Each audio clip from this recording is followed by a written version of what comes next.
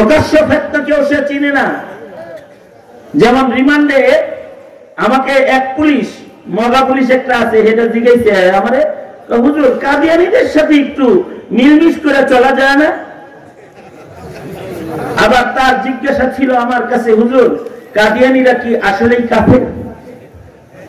তার মানে কতটুকু মগা হইলে কাদিয়ানী কাফের এটা জানে না, অথচ নামে মুসলমান নাম বুকের উপরে লেখা আছে। প্রকাশ্য ফেতনাও সে চিনে না।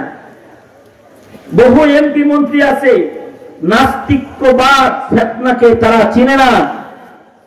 আরে খোদ শেখ হাসিনা যদি নাস্তিক্যবাদকে চিনত, তাহলে নাস্তিকদেরকে এমপি বানায়, আলেমদেরকে জেলখানার ভেতরে আটকায় এমন অত্যাচার করার মতো হিম্মত সে করত না।